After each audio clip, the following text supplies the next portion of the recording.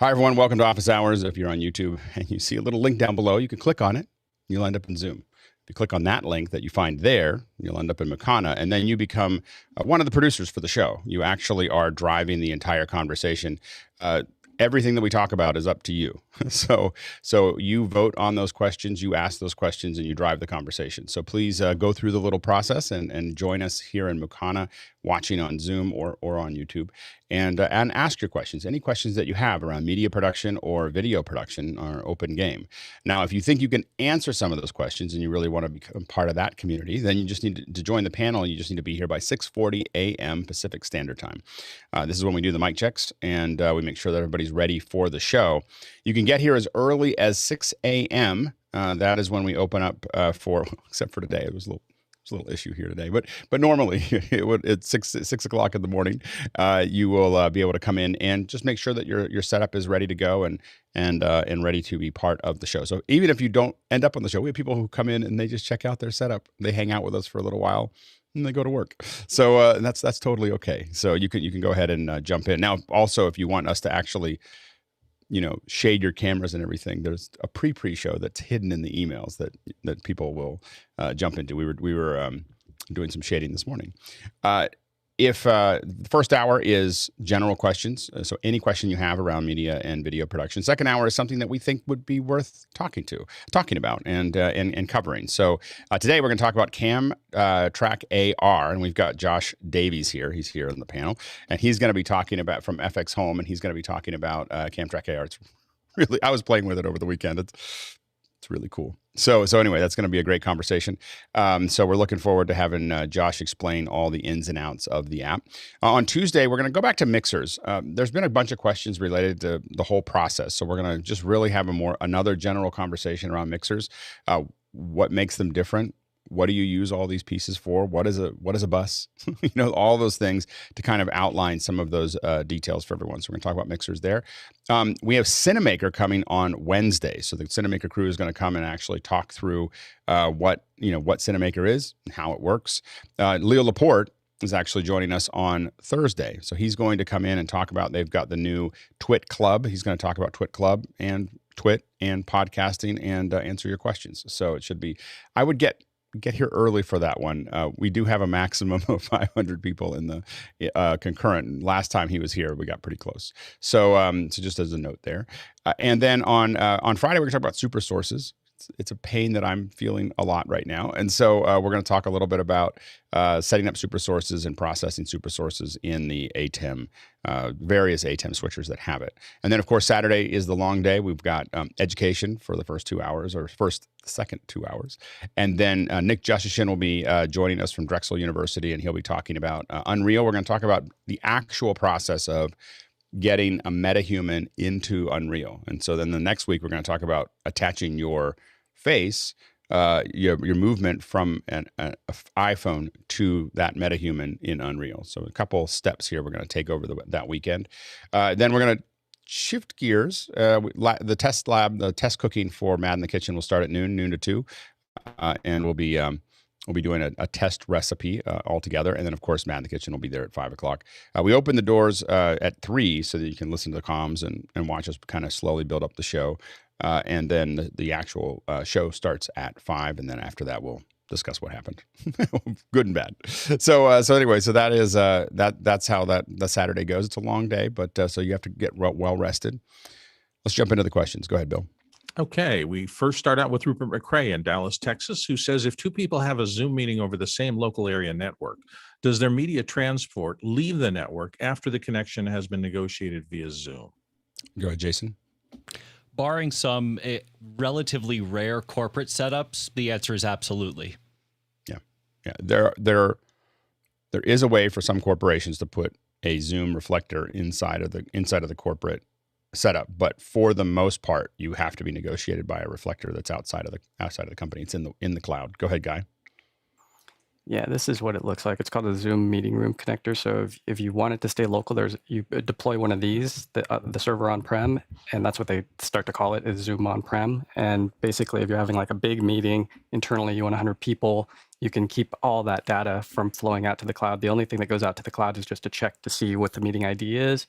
and if it's okay for them to be in that meeting. So it's just the data, and so you can see that the user and metadata travels up, but the video itself just stays on-prem and bounces off the server internally, which could be cool for like esports or something like that when you're at a hotel. So not just for one-on-one, but for big events, this could be really cool where you're limited on bandwidth. You don't want to bring the whole video back 100 times if you don't have to. You just deploy one of these. So are you able to have someone from the outside connect to that and have that be basically? Yeah, absolutely. It's just a normal meeting. Yeah. So other people can come in. Other people would come in to that, and they're basically using that server as their connection. Yeah. Yeah, that makes sense. Next question. 7 Scroll in Brooklyn, New York, Jack, I think.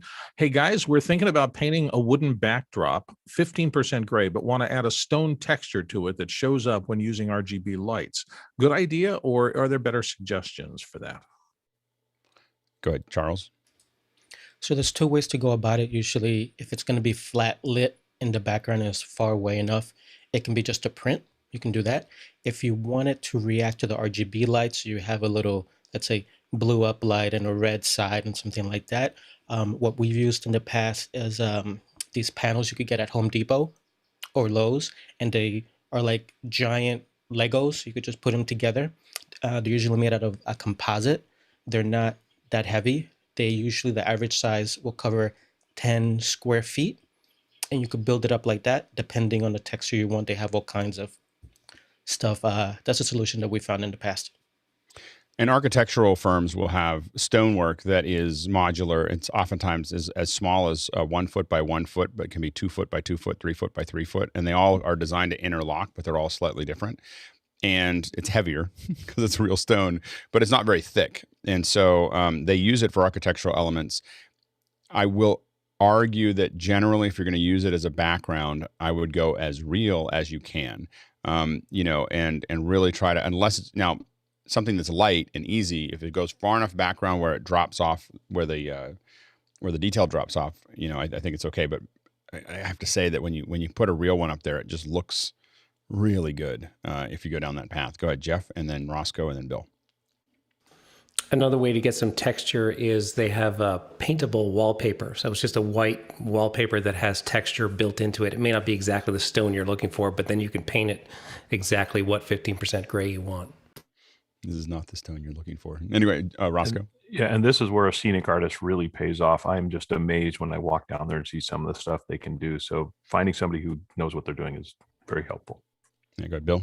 Same thing. I had a 50-foot wall, looked like it was in Ireland, built by our local scenic people. It was basically theatrical flats on top of which they sprayed foam. Then they sculpted the foam to look like stones and treated it. And you wouldn't have, you could easily believe you were in Cork, Ireland, looking at that thing behind our cast. It was great. Go ahead, Jeffrey. So this is these are the panels from I got them from Home Depot, but you can get Lowe's and stuff like that. They go 4x8. And I got mine movable, so you can attach them to the wall or move them, and then you'd have that stone look. And you paint it, and it's got a little bit of 3D because they do pop out a little bit. That's great. Next question. Spike Rogers in Berlin says, for real-time conversation, how can we sync cloud Zoom Room NDI feeds with a local presenter feed arriving to the cloud via SRT? Delaying NDI feeds isn't often spoken about, and would prefer to keep the presenter camera out of Zoom as its main transport. The reason most people don't talk about delaying video feeds is because it's computationally expensive, because you're now caching HD video as opposed to audio. So slipping audio is just a tiny little thing. You need a buffer, and that buffer is you can just fill up that buffer, and 500 milliseconds or 1,000 milliseconds of audio is very small. 500 milliseconds of HD video is larger. So it requires a larger piece. I don't know. I've never tried to delay video in the cloud. Go ahead, Guy. Yeah, I think Spike is going to do the same thing we're going to do, which is use vMix to do this type of thing. And there is a video delay feature, but the source is the output. So for something like Mad in the Kitchen, I still want the real-time conversation to happen all within Zoom. So to them, nothing has changed, everything's normal. But what I'd love to do, and I believe this is what Spike wants to do as well, is tap that HDMI or SDI of the local camera and send it up SRT. The problem becomes 2 seconds of delay. And so I would love to be able to have a second vMix instance that's just delaying everything, all the Zoom stuff. And then what goes out then to YouTube is a perfectly synced show. But now when you cut to camera one, which would be the main camera, you would get the high quality SRT. But the editor feels like they're editing, the TD's cutting, and to them it feels natural, but they're not listening in real time. They're listening with a little bit of a delay. Yeah, and so there's been a lot of discussion about this recently of a slower pipe that is higher quality and allowing the interaction to happen inside of Zoom. We're not trying to delay the audio. What we're looking at is a dual switch, so that basically people, just to your point, they just talk amongst themselves. Now we need that feed for everybody, like we need the high quality feed for everyone. But if we do, the editor is just 2 seconds behind, and they don't have any. Maybe we're talking about the same thing, but we're not trying to delay any video at all. We just grab onto it. We have to delay the audio because the audio has to be resynced with that, or we take that high quality audio from the SRT. But basically, the production lives 2 seconds behind. It's harder to cut cameras, obviously, but if you're just in a discussion, you're still cutting it and responding to what's happening. It's just hard to call things on the other end. But if you're in a discussion with two people talking, you're not really calling cameras. And so, one of the thoughts that we've had is that, if it's a simple setup on the far end, or if someone else is cutting that part, you can have a high quality, and we're about to start experimenting with as much as 5 seconds behind. So you basically have a dual output. So 5 seconds behind is a super high quality video. The Zoom is happening, everyone's just going back and forth, but that high quality video is coming in 5 seconds behind with a lot of buffer. And it's, it could be, really high quality at that point, using something like Zixi to pull it back. And so now you have a super high quality, high system with possibly even stems of audio and everything else that you'd want to do to really tune it up. You allow that interaction to keep on happening, but what's going out to the public is just that piece, and you're just reacting to that. You don't even know. The editor doesn't even know about the Zoom feeds. I think that that's going to be something, for higher quality events. Next question. Noah Sargent's up next from Fullerton, California with, has anyone seen an affordable motorized track system for a camera that mounts on either a wall or ceiling? There are a few. I'm trying to think of which ones would probably be the least expensive versions of them. It depends on what least expensive means for you. I'm trying to think of who. There was a couple of them. There was one called, I think, Skycam, not Skycam, but I can't think of it off the top of my head. Apparently nobody else can either. So there's a variety of track systems that are available, and they start ranging. The least expensive ones I've seen are about $500. Telemetrics? Well, Telemetrics makes one that's pretty expensive. Yeah. I mean, Telemetrics is great. There are some less expensive ones. I think that Edelchrome makes one as well. Like the folks that make the one arm, I think that they have a couple of them. There's a lot of Chinese manufacturers that have fairly useful ones that are there. I just don't have them off the top of my head. Yeah, go ahead, Bill. Well, there are the stepper motor systems, particularly the sliders and things like that, are all getting motorized now. You can buy them for a couple $100. So that technology is coming up. I have not seen anyone marry that to a rail system like maybe the Manfrotto IFF studio rail system that I used to have in my studio, which was a great system of cross tracks and movable trucks, but it was all manually movable. So if nobody's done it yet, I think that's just because the development hasn't got there. I think one of the ones that are all in place. One of the ones that we've seen on a site that I've been working on is a Kessler Crane Cineslider, and you can get motorized systems for the Kessler Crane. It's a couple $1,000s, but it will, and you can get a programmable head as well, and then you can program moves into that slider. It's probably the highest quality for the price that we've seen so far. I think you end up about $2,000 or $3,000 in to make that work. Next question. John Barker in Malmö, Sweden is in next with G4DN instances seem to be the go-to for running vMix, but what is recommended for running Zoom and pushing NDI around Amazon Web Services? Good guy. Yeah, so if you look at the pricing structures, the bare minimum one is the G4DN X Large, and that one runs about 52 cents per hour. You can see over here. The ones that we use are the 2X, And you could run Zoom rooms on the 2X and you can get up to 3 displays off of a 2X. So some people will run 3 of these ones, but you're not going to get 1080p on a X large. You want a 2X large, at least in our experience. Greg Gibson, Jeff Keithley, and I have all moved to the G4DN 2X large to ensure that we get 1080p every time. Sometimes we're seeing on the G4DN X larges, we're saving money, but we're only seeing 720p, so it only comes out 1280 by 720. So it's something to be aware of. You're saving money, but you need more instances. So I would go with a Zoom room if possible, because you could do 3 up. It's one of the things that we realized we haven't really. I mean, we've been using the B-links, and for what we were doing, it didn't matter for the first ones that we sent the B-links out for. But we realized we hadn't been really critically looking at whether they were pushing 1080p into Zoom. Courtney, do you know if the B-links generate 1080p? I don't know about Zoom. Right. They do generate. They'll generate 4K. No, they out of the HDMI. The question that we have that we realized we hadn't really again, for what we've been using for up till now, it didn't matter. But one of the things we're looking at testing is whether we're actually getting now. Like, are you on a B-link now, or are you on something else? Oh, today I'm back on the Dell, but right, yeah.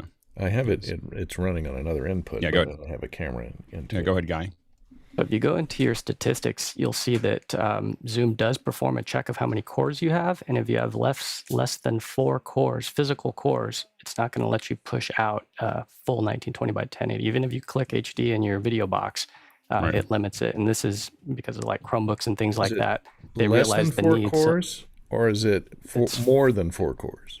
That I'm not You have to positive have on. more Just than the documentation says 4 physical cores is what's is noted.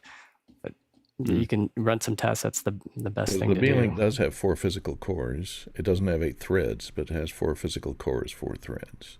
We'll test it. We'll get back to everybody. We're about to put it through some tests this week because we realized, because we were looking at standardizing on them, and then we popped that up, and we were like, we better check that before we buy any more. So next question. Doug Ferguson, Fort Wayne, Indiana, and here on the panel says they're a router that can bond to different Ethernet sources. Go ahead, Jason. I need to know what exactly you mean. Are you talking about failover for ISP, or are you talking about the way that a NAS will pair bond, two specific things? What are you looking for, Doug? Bond to, let's say I wanted to double Comcast Xfinity. I want 2 sources. You want 2 ISPs coming in. Correct. The Ubiquiti Dream Machine will do that. Just about any advanced router will do either failover or bandwidth aggregation. Jeffrey, do you have a specific example? Jeffrey, and then JJ. Well, there's several out there. I'm actually using one from VMware. It's called VeloCloud. Now it's called the VMware SD Cloud, SD-LAN. I'm running Spectrum on one, and I'm running AT&T on another. There are some other ones from Linksys. They have one, and then Cisco has one as well. I think JJ has a Cisco one, and then TP-Link. So those are the ones you can get right off the shelf and use them. But and those are truly bonding the connection? Well, I'm not sure about those. The SD-WAN I've got does a bonding on there, and I know the Cisco does the bonding. So when you do a speed test, it's twice as fast, or 75%? No, it doesn't work that way. But it'll do quick failover. Yeah, quick failover, but not bonding. That's what I think. That's the question. Go ahead, JJ. Yeah. I don't want to failover. I want Bonding. physical bonding. Oh, okay. So I want double the speeds, not failover. Yep. Go ahead, JJ. So technically that's done in different ways and it'll be marketed different ways. When people say SD-WAN, they usually are talking about SD-WAN Lite, which isn't actually aggregation of multiple streams over different carriers. What you're probably looking for, something like Big Leaf or Riverbed, they have offerings where you take part of your stream that's your overall traffic and goes down one carrier, let's say a 20 meg AT&T, and then the other carrier has other parts of your stream. So your data is carried over both streams, depending on what the latency is and which has the better performance for the kind of information you want to send. That's what was usually called bonding, not SD-WAN. SD-WAN, real SD-WAN is when you have 2 known locations and you control both locations and you send data over both devices. So if you had an SD-WAN instance of what was Telari, now is owned by the big guys, Oracle. So Oracle now owns Telari. Telari takes two carriers and sends traffic across both paths. So the SD-WAN, which is actual failover of complete failover of the actual session, meaning lossless VoIP, lossless anything that's real time. That's real SD-WAN. SD-WAN Lite is really what's failover. That's another word for failover nowadays. And to JJ's point, like for instance, we've used PepWave or PepLink or whatever for true bonding of everything, Wi-Fi, Ethernet, cellular. They'll grab all onto everything, but we need a piece of hardware somewhere else that's connected to that and I'm limited to whatever that hardware is. So if I have that hardware, we had it in two 1 gig connections that were available to that piece of hardware, so it can provide that. I think at the time we were limited to 500 megs or something, but it can provide that speed as long as the aggregate can do that. But you need something else to pull that back together and then push it out. So it's not without that. You can do exactly what JJ is talking about, split traffic, or you can have failover the way Jeffrey and Jason were talking about it. But to get true bonding, you do need to own both sides of the puzzle for the most part. I mean, things like live views do that for you, but they're still using it in the cloud. They're fusing it. I don't know of a cloud service that will do that. It feels like there should be, but go ahead, JJ. AWS will allow you to actually do that with a virtual device. So if you do either Telari or, again, Oracle or FortiGate, FortiNet solution, they have also a virtual device that you put at the cloud. And so at both sides, you have a device, and that then takes both sessions, bonds them. Actually, you can do 4 sessions, bonds all 4 sessions, and then at each end, but you have to own both sites. Yep. Next question. Comes from Brian Carpenter in Cleveland, Ohio, and Brian says, in planning to purchase a Shure MV7 for Zoom call, what, if any, shock mount is suggested when mounting from below? You go ahead, Mickey. The MV7, similar to the Shure SM7B, has an internal shock mount built into the body itself. Hence why, even though it is the same capsule as the SM57, it is in a much larger body because it includes that shock mount system and also a what do you call this? A wind protection system as well. Next question. Moving on to Noah Sargent from Fullerton, California. Noah asks, why are the atem mini preamps so bad? Anyone measure the noise floor in them, and is the Extreme the same as the Pro? Go ahead, Jason. I got to start with a small defense. They're actually pretty good for the insane task that they are assigned. That said, it really just has to do with the fact that isolating specifically very small frequencies with lots of other digital inputs and outputs on a tiny, tiny little board is just complicated. It needs to be isolated. So, yeah, that's it. Go ahead, Nikki. Yeah, I would disagree that it's complicated. It's just perhaps that the R&D budget and the production budget did not go to the preamps. They went to other things. And the prioritization at Blackmagic. I think that hopefully they'll kind of move that up. I mean, they bought Fairlight, and I think that that's still kind of slowly moving into their system. It's not really in their system where it doesn't feel like, when I look at almost everything that they're doing in audio, except for the Fairlight stuff that already exists, their incorporation of that feels a little rough, but that's been the case when they've acquired other things as well. Teranexes were a little rough at the beginning, and they'll slowly learn how to do that. I think that it starts with an unbalanced connection. Unbalanced 1/8-inch connection is no way to live. If they call it Pro, it should have TA3s, in there. Some mini XLR connection should be what's in there if you're going to call it a Pro. And so you're already having an unbalanced, not a lot of connection there. So that's going to be the biggest challenge. But I think that hopefully in an upgrade we'll see proper audio processing. Go ahead, Courtney. You bring up an interesting point there, Alex. How does the Pocket Cinema 6K, which has TA3 balanced inputs on it, compare? It's much quieter. Blackmagic to the atem. It's much quieter. If I had both the camera and the switcher, I would almost always bring the audio through the camera. So yeah, it's significant. I haven't measured it, but it's noticeably less. And I would never put a mic input. I know that Jeff does it successfully, but I think Jeff tweaks it a lot, or maybe he does. Maybe, So you'd bring it in as a line level rather than a mic level. I would always bring line level. I'm coming in as line level, yeah. Oh, you are? You are? Okay, great. Yeah, I have a voice processor, and then I'm taking balanced line level through a isolating transformer to unbalance it. Yeah, so giving it line level is going to give you a huge advantage, so that it doesn't have to do the hard work of bringing a mic level up. So I would never use the mic input in a mini. Go ahead, Bill. And one thing that surprised me about the 6K when I bought it was that it has mono single tap in for good audio. So you don't get, almost everything else you have 2 channels stereo, mono on the 6K. Yeah. Next, go ahead, Jeff. That's when I'm using this large diaphragm mic. When I'm using the pile that comes in at mic level. Okay. And that large one is just picking up a lot more of the room. It's both better and more roomy. So it's different. Next question. Tony Mobley in Newman, Georgia, our friend, says, my Raspberry Pi has been powered and connected to Ethernet since the lab. Is that okay, or should I power it down occasionally? Go ahead, Mickey. Yeah, I know some friends that have had their Pis running for years, so it should be fine. That's very good. All right, next question. I would think if your power is stable, if you've got surges, watch out.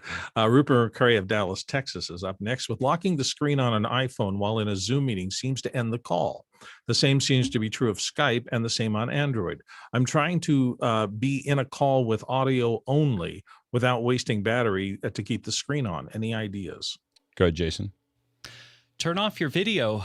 It's that simple. And yes, if locking will actually disable it, that is a power saving thing. And there's probably no way around it. I don't think it's a power saving thing. It's a security thing. So if you're going to lock your phone, they don't want anyone to have it. They don't want to have it opened. I believe that's a security feature within the phone. Next question.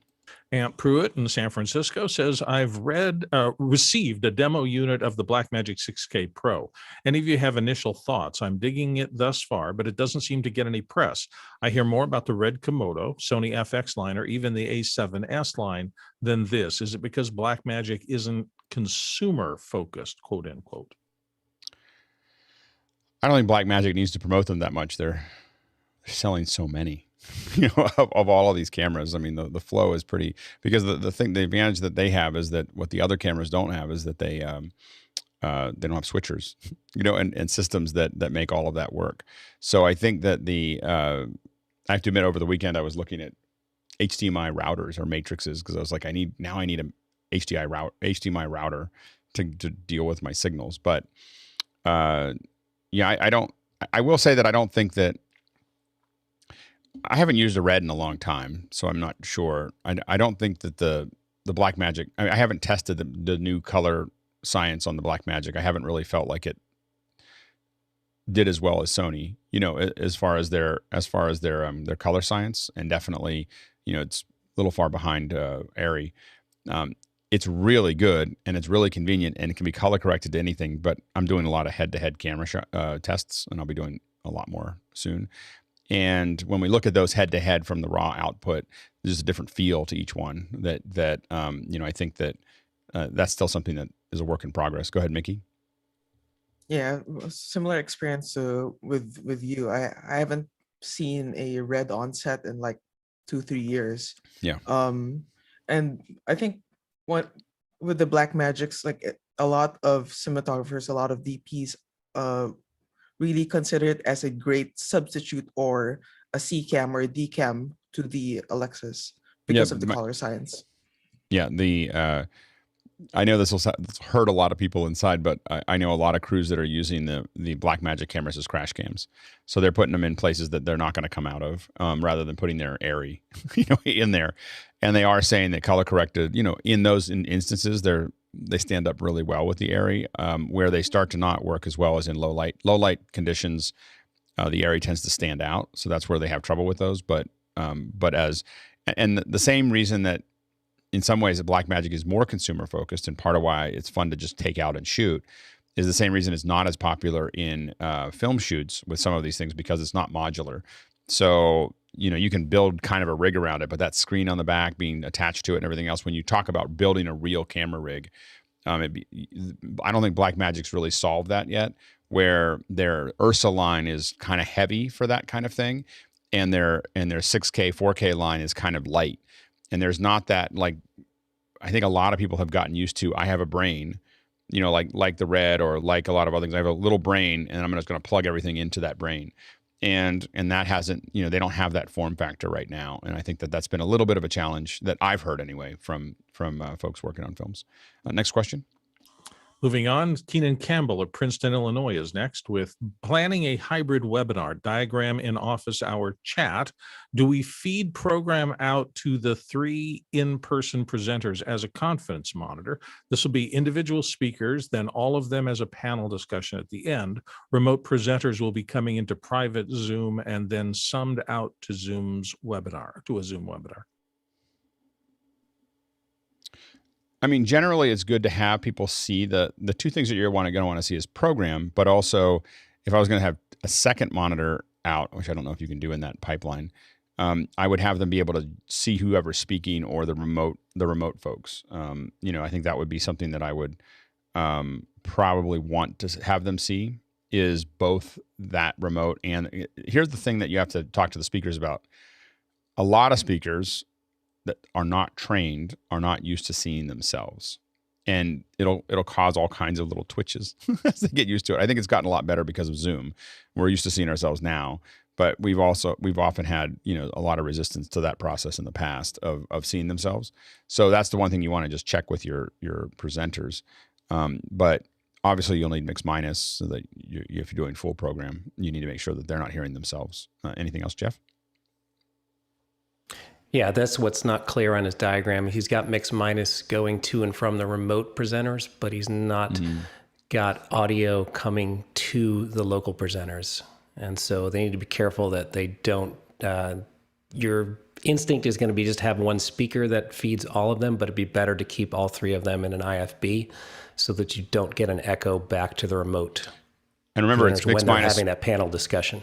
Remember, it's mix minus between them as well as the other side. So there's a little bit of a mix there that you want to kind of think through. Go ahead, Mickey. And yeah, I'm also in this diagram, I'm also not seeing a specific return video for the remote presenters and also the local presenters for them to be able to see the remote people, which I think you mentioned earlier, Alex. And in terms of the talk back from the control room to the guests, you might want to have the ability to speak to only one remote guest at a time so that you're not interrupting the entire conversation if you just want to cue a single person. We use it all the time. Like, you know, someone's got some kind of issue, they need to move their camera, they need to get their dog out of the shot, whatever that is, we want to be able to have that conversation without talking to everybody. Next question. Aaron Isaacs of Rochester, New York is up next with, is there a rack mount unit for converting multiple SDI inputs to HDMI outputs or vice versa instead of stacking up multiple Blackmagic Micro Converters? Jason? Once you start doing the math, you're better off stacking them. You know, if you want something like AJA, this would allow you to, you know, at very least get uniform power. But yes, that is just a bunch of microconverters. If anyone knows of a professional solution, that'd be great. Oh yeah, we know professional solutions. I definitely know it. Since no one said a price. $4,000, Alex. Oh no, we're just getting started. Yeah. So you know, the Ultrix lines. The Ross Ultrix lines have all kinds of, you just stick in boards and pull out boards, and you can have SDI or HDMI, and you can route them all in and out. But you know, the starting price there is like $45,000. But the Ultrix lines will do it. The other one that is really cool that you probably haven't heard of is Barn Find. This is they make converters and fiber and all kinds of other things that are like these little rack mounts, and you can just kind of set up how you want everything to go in and out.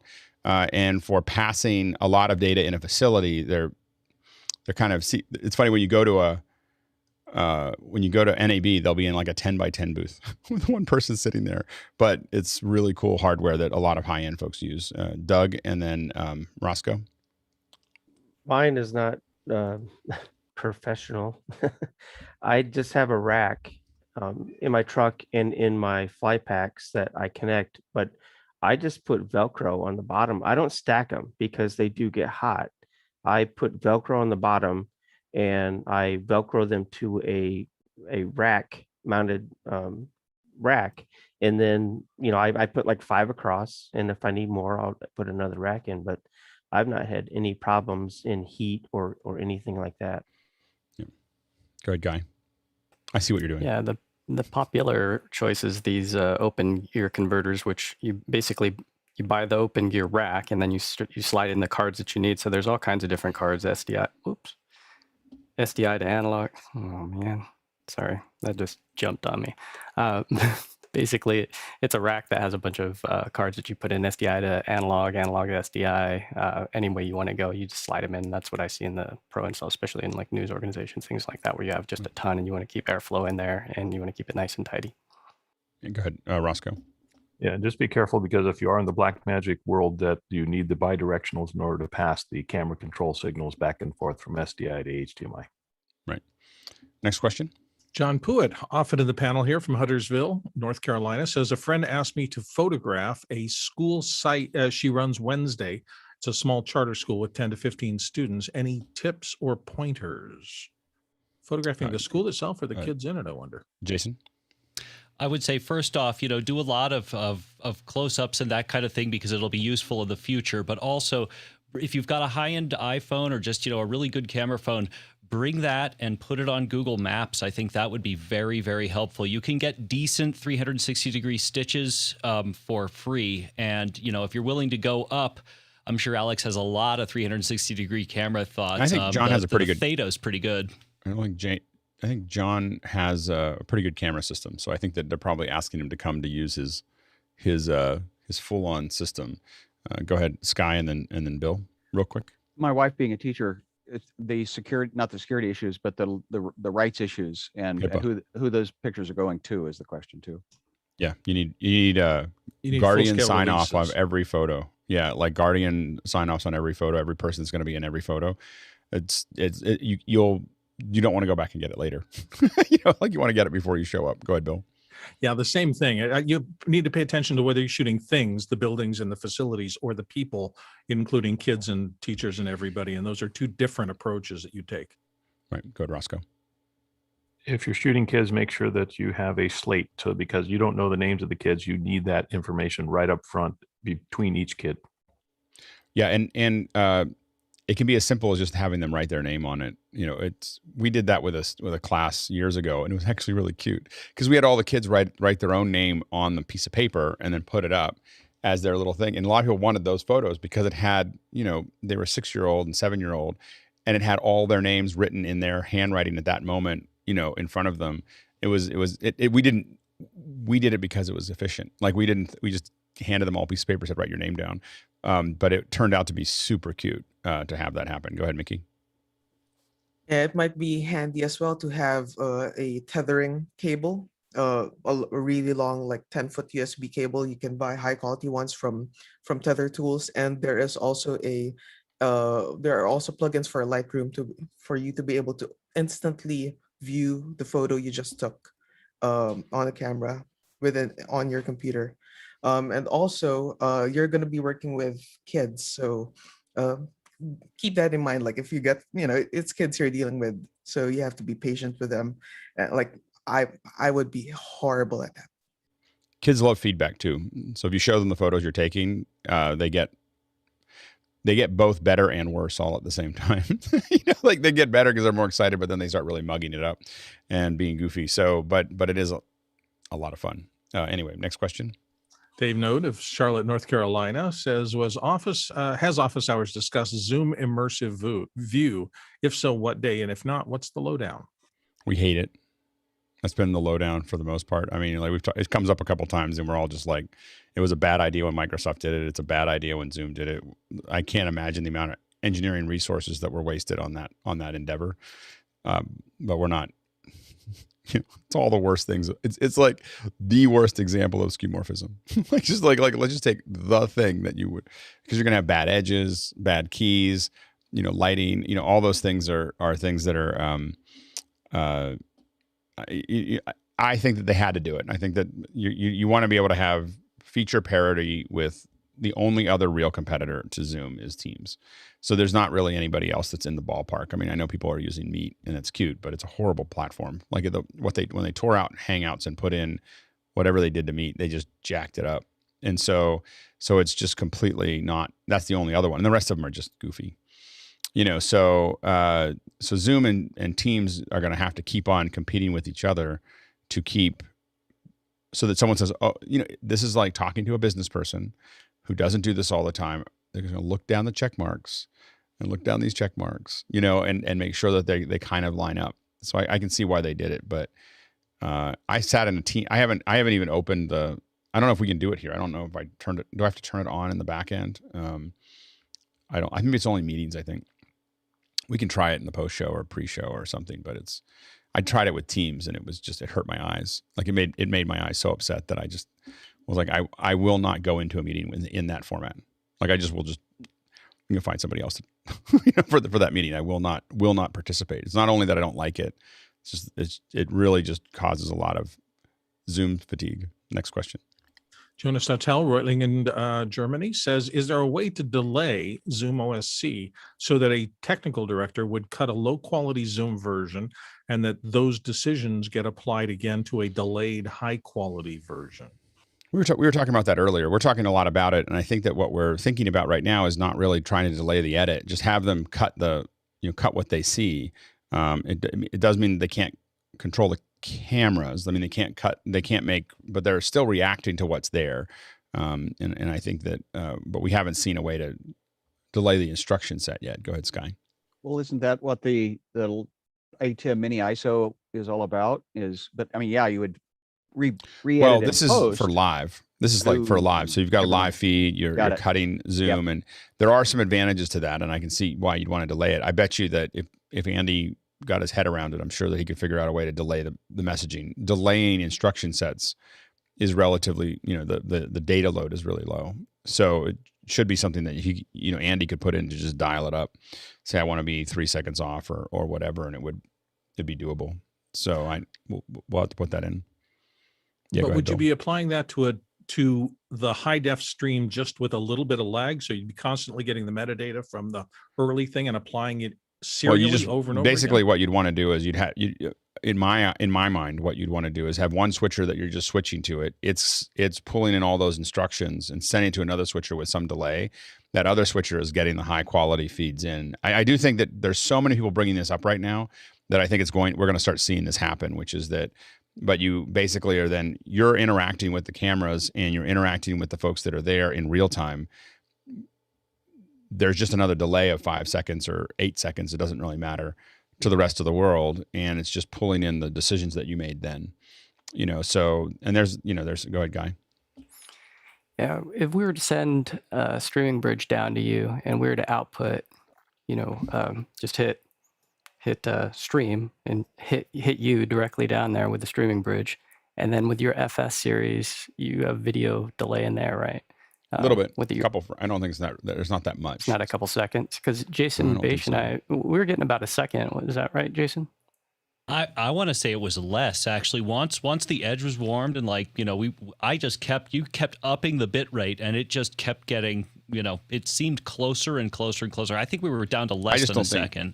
I don't think I would trust RTMP less than a second for a high profile show is the problem. Like if I'm going to do that delayed one, I would want it to be SRT or Zixi, that it's really going to bind that up. It was pretty impressive. I mean, it's impressive on a sunny day. I don't know for sure if it's RTMP though. Do we know for sure if a string bridge is RTMP? Yeah. Positive to do under a second though. That seems. It can get down. I mean, RTMP can get down there, but now you have no you're metal against metal. I mean, and even with SRT, when you get down to 500 milliseconds, you're getting past what it was designed for. So it's buffer is a good thing. That's all I'm saying. Like it's, and everything works. Like you can turn things on, but you have to, turn them on for 8 hours and do it at different times of the day and see where it goes. But I mean, RTMP is not, we lose a lot. We get used to it with live streaming, but if that's our source data, I'd be a little concerned about leaning on it that heavy. without something that's going to do some kind of error correction. Go ahead, Bill. I just wonder if the math would get really complex if you're doing dissolve between two relatively low res streams, and then you're taking that metadata and applying it to two 4K streams, or in this case, HD streams. That's a lot more calculation. I mean, that's order Not of really. magnitude. No, you don't think so? No, because it's just setting and a setting. Because you're telling to start the dissolve here and the dissolve lasts 1 second. That's the instruction set. It doesn't have to do anything else because the other switcher will just do what it was told to do. Oh, so it's talking with a to a macro. switcher. Yeah, Yeah, you'd have it talk to a I didn't switcher. think about the other piece of hardware. That makes sense. I was thinking of it all in math. Yeah. Next question. Stuart Fairweather, Melbourne, Australia, our friend who is not here today, says cooking with Pi. Since the Pi can push data around at USB 3 speeds, does anyone know of a good VESA mount case and the best way to enable exFAT on Raspbian? Note, haven't checked NTFS, but HFS appears supported already. Go ahead, Jason. I don't know if this company makes them, but I would look at Hide-It mounts. And definitely if they don't, reach out to them because they have made custom stuff before. Film Tools makes a VESA to baby pin where the baby pin spins out. And so we've used it with the baby pin because it's nice because you can take a C-stand and just hook them on. You just drag a monitor out, hook it to a C-stand and just move it around on an arm. So that's really useful. But if you take the pin out, we've also super glued those to things that we wanted to have a VESA mount. So we just super glue them onto the back of it, and then we just screw it in and it holds it. It's usually something light, but something like a Raspberry Pi would probably stay there forever. Next question. Art by Junior in Cupertino, back again with, I have 4 Hyperdecks, 1 program and 3 ISOs. They seem to be randomly power cycling all of a sudden. Cause of that, and maybe any suggested fix? Go ahead, Jeff. 2 things I would look into. First of all, heat. Are they running hot? And second, firmware version. Yeah, depending on what year you bought those Hyperdecks, especially if they're older Hyperdecks, their heat dissipation will be very bad. So you never want more than 2 up against each other. You have, and we still do this back from our history with the Hyperdecks, even with the newer ones that have better airflow. We have 2 Hyperdecks space, 2 Hyperdecks space, and you'll see some old behind the scenes photos if I ever show them of us trying with 8. And the ones in the center just stopped working. so if you, they stop working, they stop recording. You turn them off and let them cool down, then they're fine again. But you want to have, and with a lot of racks, one thing that people forget when they build racks, especially with Blackmagic and other things, is proper airflow. So we're pretty, we add a lot of fans, to what we're doing. We rarely go more than 4U without putting another fan in, to just kind of keep airflow going through it. But especially with the Hyperdecks, you cannot stack more. You can't put one Hyperdeck between 2 other Hyperdecks typically and expect it to always work. Some people get away with it, but we wouldn't recommend it. Courtney and then Doug. And he didn't say minis, but if he's talking about the minis, the minis, the fan exits on the right. So you make sure you're not blocking, and it'll blow the hot air from one into the input of the other, and then so it's cumulative if you put them all right next to each other, 3 of them right next to each other in a rack. The hot air from the first one blows into the second one, and that adds its hot air, and that blows into the third one, and then that tries to blow it out the right side. And if you've got the edge of the case, the rack in there, it's going to, prohibit the airflow. In the last fly packs, before we didn't need fly packs anymore, we were building them so that we'd push air in one side and pull it out the other for a Blackmagic rig, because we'd be able to kind of keep circulation going more than from the center. It made more of a difference. Go ahead, Doug.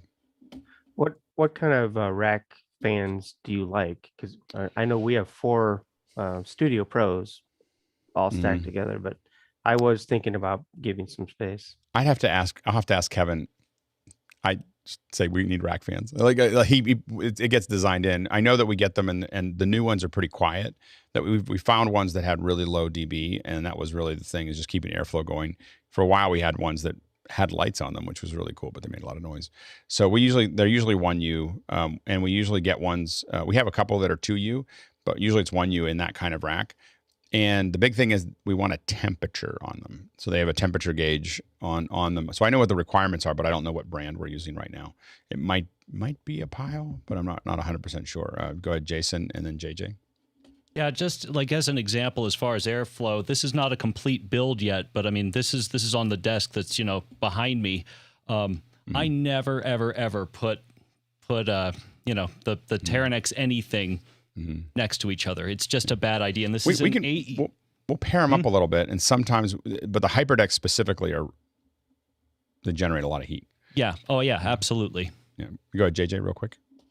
Yeah, in a data center, any real rack will have the hot side and the cold side as well. So you want to also make sure you're mapping out the flow, and all your devices have their fans in the correct direction, so you're not creating a little tiny vortex of air inside of your racks. And then those fans are mounted inside the rack itself. Like I've got small racks in my house, and I've got it pushes through the flow in one direction, out the other, the entire rack itself. Next question. Noah Sargent, Fullerton, California again. Has anyone seen multi 6G 4K SDI to fiber converter box? All I can find is single converters, and I need 6 SDIs converted. So you need 6 you need 6, and you need them all to be muxed onto one fiber? Yeah, ideally it would be 6 different cameras. I'm doing a show with 2 different stages, and I want to fiber one to the other. So you want to be able to basically mux them onto different wavelengths as you go through it. So I think it's Broman or Broadband sells one. Clearcom used to sell it. That would mux 8 cameras onto one fiber output, and we've used that successfully. The other company that does 4, and I don't know if they do more than that on one, is Yellow Brick, or is it? It's a Yellow Brick. I can't. It's not. That's the name of the product. I think it's not the name of the company. I can't think of it. Oh, Lynx. So LYNKX will do. We do those for 4K, and you're looking for 4K SDI. So are you looking in 6G?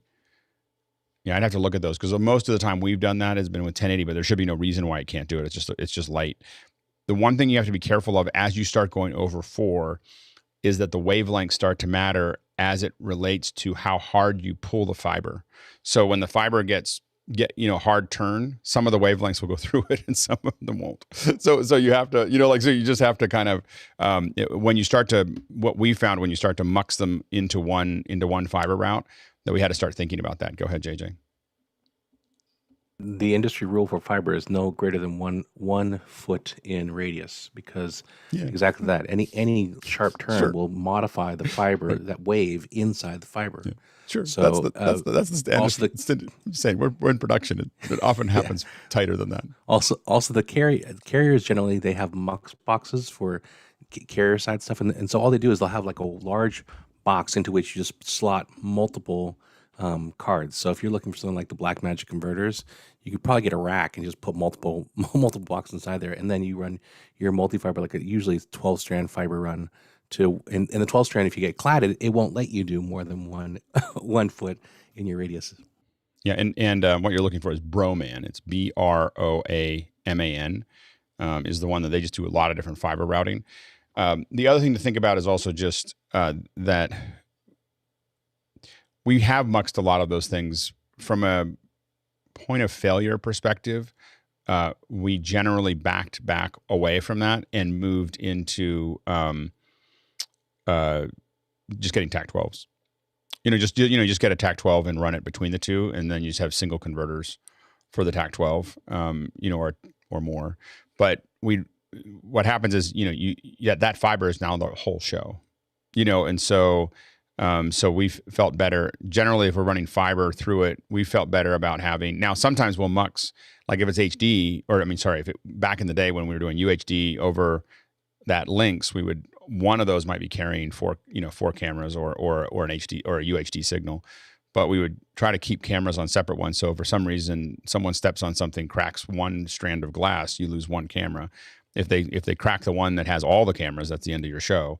So for us, we usually want, going from back of house to front of house, we don't buy anything. We had TAC-4s, and we just finally went to TAC-12 for everything because the cost doesn't make up for it.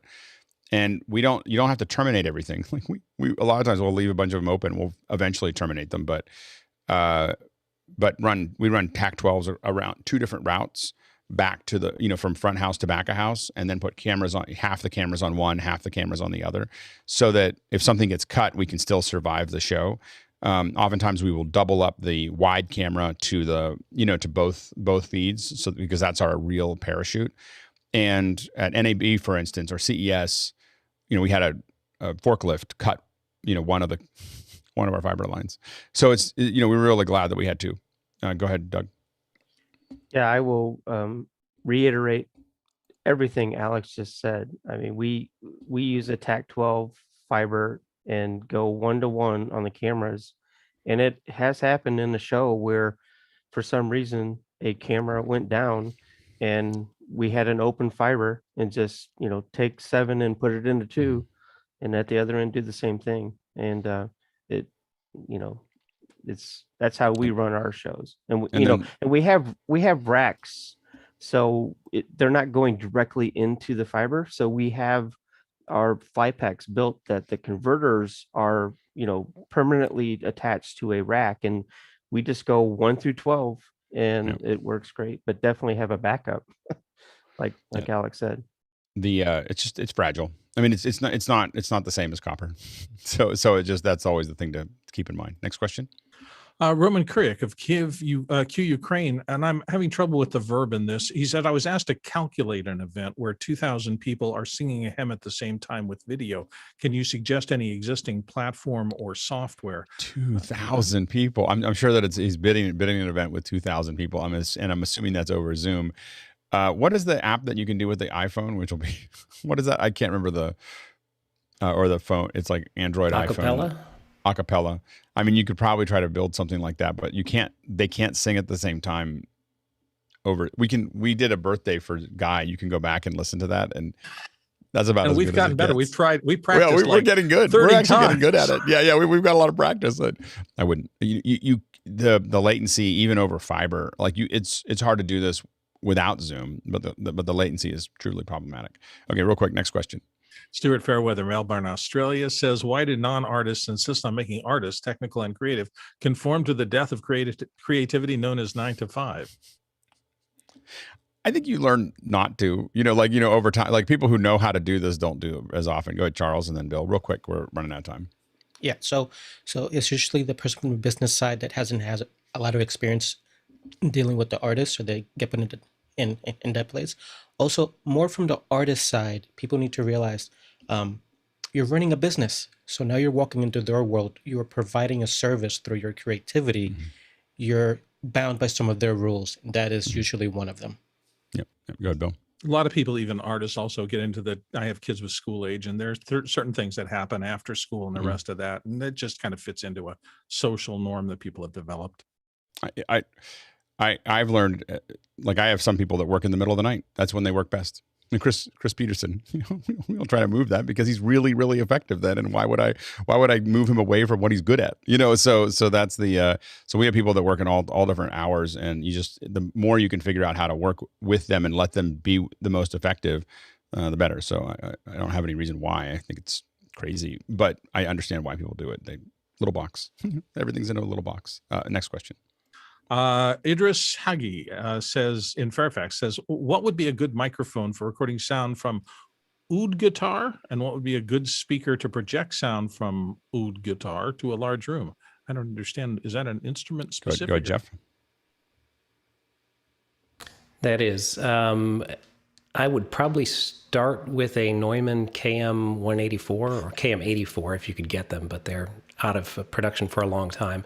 A pair would be best as far as a microphone for recording. And then if you're going to actually use that to amplify, that is a great choice to amplify, but you're going to want to keep the speakers in front of the instrument and need to know how large this room is and what it's covering before we can make a hazard guess about what speakers, because there's where we need to know where are the people. Mickey, real quick. For something like this, I really like the 414 for guitars, and also the Shure SM81, as well a small diaphragm condenser. No, we're going to keep moving because we're out of time. So anyway, we want to great work, everybody. And now we're shifting gears.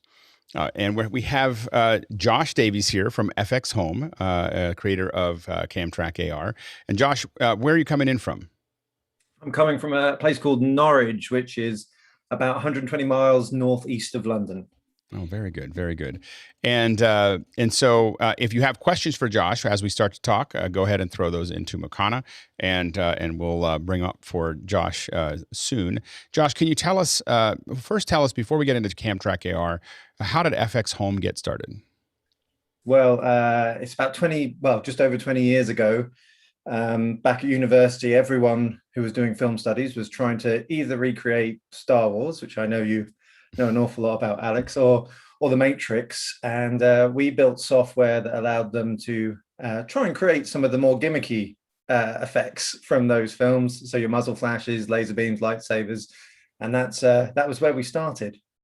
And so that was and that, I guess, back then was really just on the Mac or PC, or what was the platforms? Yeah, it was poorly timed software. You know, it was on the Mac and the PC for consumers that weren't really doing video editing. So you had a couple of Macs out that had like capture cards in them, and even fewer things on the PC at that time, all at really low resolutions. Now, when did you move to doing stuff on mobile? That very, very recently. So it's always been hard as a software company that makes video editing and visual effects software to work out how you can successfully launch something on mobile, because it seemingly has to have hundreds of thousands of copies sold. And that, for a small company, is a bit of a, it's like winning the lottery. So we kind of waited until we thought we had something that was unique, that actually was just a good story, rather than having to sell in big numbers. Yeah. So instead of just moving what you already had, over, it's really looking for where does it stand out. And tell us a little bit about some of the other products before we get into CamTrackAR. What else do you make? Cool. Our main product now is called HitFilm, and it is a video editor and visual effects, so Premiere and After Effects all in one, with a bunch of plugins like the equivalent of Particular. We have Mocha in there as well, so we've got that. We've got stuff from Foundry, the camera tracker in there as well. So it's kind of a one-stop product for doing video editing and visual effects. And we make a couple of different versions of that. There's a completely free version that's used by kids all over the world, 6 million or so of them, to do stuff like video game videos. But then we have a pro version, as it were, which is more for your hobbyists, prosumers, that term that can mean anything seemingly. And that allows you to import 3D models and do loads of 3D animation and stuff like that. Also higher color bit depths and all of those kind of things as well. And and so then you've released this CamTrackAR. Tell us a little bit about it. So CamTrackAR was, we're kind of looking back to when we started getting into 3D, and the holy grail was like, wouldn't it be easy if while I was recording my video, that was all I needed to do, and then I could just drag and drop 3D models in and they all just fitted. But of course, the problem was tracking that and getting a nice stable camera track, which we found, depending on your camera technology, it's all about how you film it when you're on set. Did you have the shutter speed high enough that you can get the details so that the thing can track it? What compromises are you making? Because normally what our users were finding was, by the time they tried to add the 3D models in, there was maybe a problem with the shot that they couldn't overcome. They were going to have to go and reshoot it again, and then the passion for the project disappears and nothing happens. So with the iPhone having a really decent camera on it, but also Apple leading the way in terms of AR and actually, capturing the camera's 3D movement, we married those two together so that you record everything at the same time, and then you're just good to go in After Effects or inside our product or Blender or Unreal. And so, but you can actually preview it. And are you able to show us the app? Are you set up to demo? I've got a video which they've handed over to me. This was handed over. I have no idea what it is, but I know I have to speak over the top. Okay. So go ahead. yeah, let's see what happens. Is that actually going to work? Let's give it a go. We're seeing. So yeah, this will be a bit simple for a lot of your viewers because obviously they know what camera tracking is. So the basic idea is just this. It makes it as simple as dragging, dropping a 3D object in. What we've added more recently is live green screen into the software as well. So you can set up a green screen and key the person out, and then you can put the 3D background in behind them. That will come later on in this video. I think most of this video is focusing on what is camera tracking.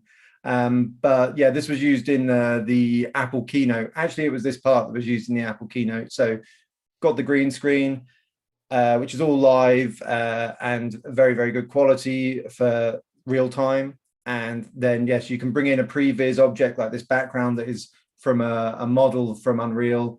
And then it's as simple as taking the same data across and actually using Unreal to do the final visualization version of it. So yeah, it's kind of Mandalorian light, as it were. And will it record that? So it records that video. You can record that directly, so you can just get that plate with the previs built into it? At the moment, no, it doesn't do that. The thing that we've concentrated on is you get the green screen out. So it doesn't do the keying in the app. It allows you to do post-production keying, and it's actually exporting the camera move and the positions of whatever objects you added. So you can then rebuild that scene inside whatever software you want, Unreal or Cinema 4D or something like that. But it will be rendering it inside the app very shortly. We have kind of a bunch of different steps. Working with Apple was really, really interesting. So the next one is making it work, export to motion. Obviously, Apple's own product. It'd be good to support. We're excited about that. I'm excited. I use motion a lot. So this is good. Yeah. And then the next things are going to be different rendering types. So you can just do the full render because there's no reason not to. And then it's actually making it so you can stream the background live from Unreal. So what you see on your iPad or iPhone is actually the final composite, basically. And one thing I wasn't able to figure out is how to import the 3D models or how to add them. Do you have any that are? Yeah, this is the complicated part of the Apple file system on phones and everything. So yeah, right. If you can get a USDZ file and you can upload it to your files on the actual phone. Then there's a button in the bottom of the app, which he says loading the app because he's got to remind himself. We've iterated on this so fast. Working with Apple. It's like it's changed every day. There is a little picture of a downward arrow where inside that. Oh, I see it now. For some reason, it didn't show up before. Yep. Yeah, so you can add a USDZ. You just have to. It won't let you select that until you've actually set a ground plane, basically. So you can't import anything until you have a ground plane. And then if you've got 3D USDZ files, that's fantastic, but we recognize just from the people that we know that have been using it on film sets for doing previs or stunt work and everything, some of them just want to use an image because they're just like, well, I've got an image on my phone of what the other location looks like, and they just want to pull that up in the background. So you can put just a billboarded image in the background instead, or multiple images, and again it will pull that data through. It's great. Yeah. And because I think that there's so many places where, so for instance, I'm going to a facility to take this as a on a more professional level, which I think it really is an incredible previs tool. And I started playing with it. One of the things I was noticing in my little office was how well it tracks. Like as a person who's done this for a while, I mean, there's, you can go a little bit and you can move back and forth but when I actually just start, and this is a free download, right? Or is it a free download? Yeah. So you can free download and test it yourself if you have an iPhone 12. But I was like, wow, it just sticks. And what it's doing is it's throwing up those planes. So a lot of the other things that I'm using, like Polycam and everything else, is generating geometry. This is like looks like it's finding planes. You've really kind of committed to that. And here's Guy is showing it right now. So there it is. And you're can you tell us what it's doing while it's doing that?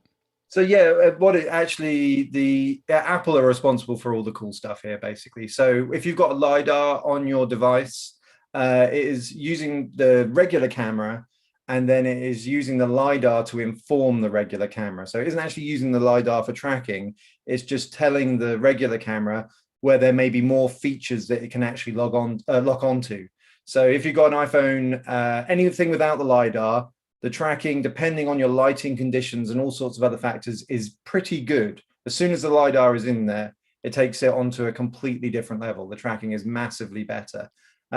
Something that's really interesting, I know you talked about this before, but if you can scan on one of the many phones on many apps on the iPhone, you can scan your environment. They tend to save out to a USDZ file anyway, and you can import that back in. So you can have someone on one location with a essentially free app scan the set, and then email that to the other guy who can then put it up and say, this is what the final thing's going to look like. That's what I mean. And especially when you get to a point where you're able to comp it live, it'd be great to just hit record and say, this is how I want it to look, and then hit stop. And that's where you're going with it. That's absolutely where we're going. Yeah.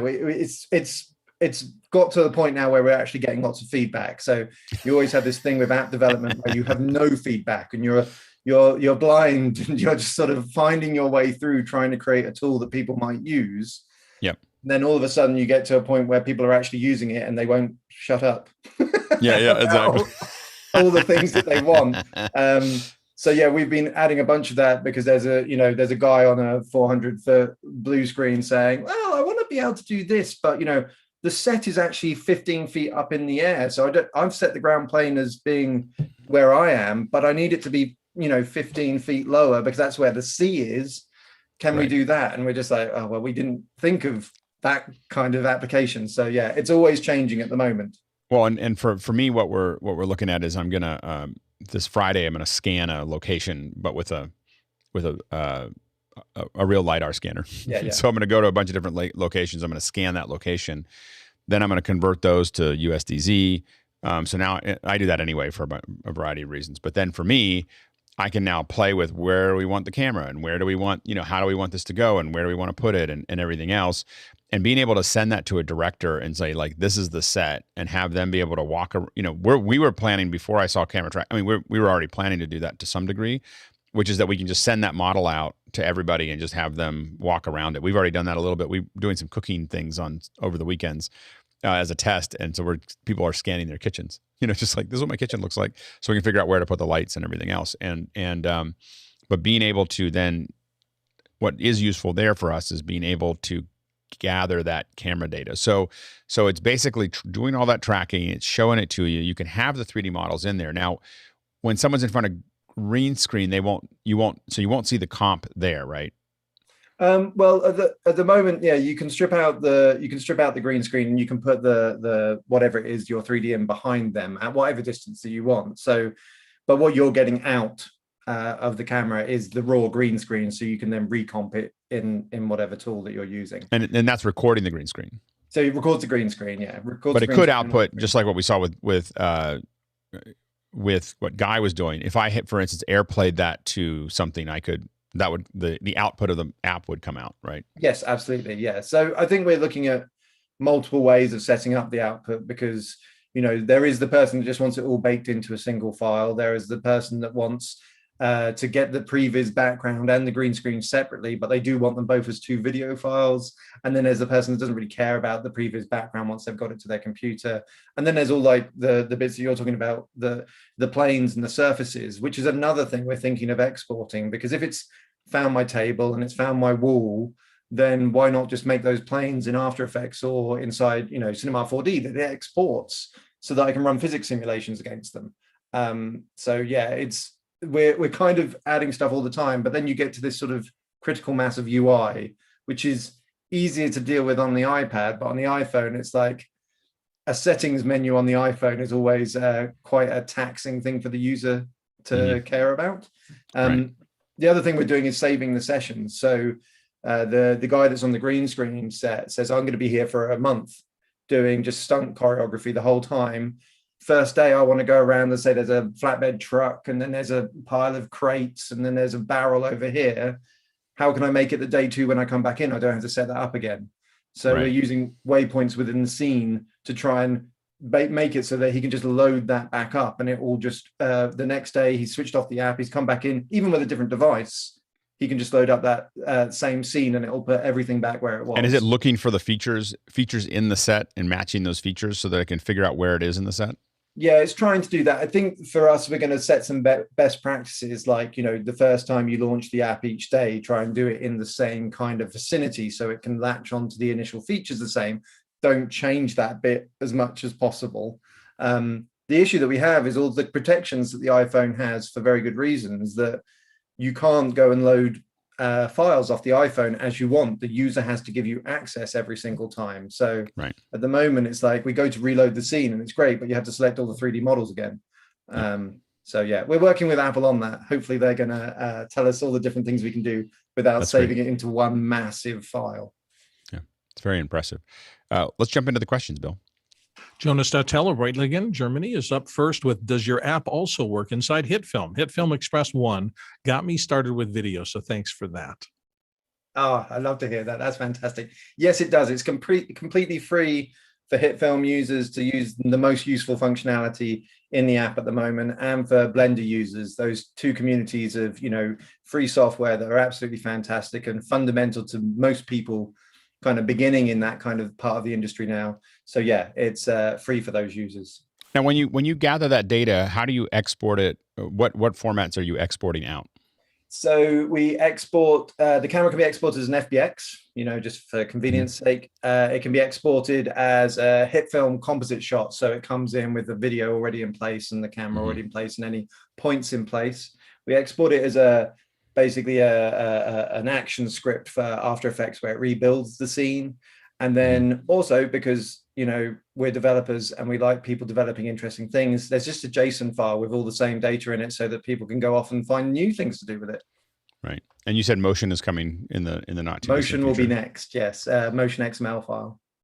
Now, of course, we're going to ask you, like, what's next mean? Does it mean the summer or the spring? It probably means by the end of May. Oh, excellent. Very good. Yeah. Next question. Kjetil Gersvold of Tromsø, Norway says, what is your experience with creating digestible AR content for Android users? Seems massively convoluted compared to iOS users.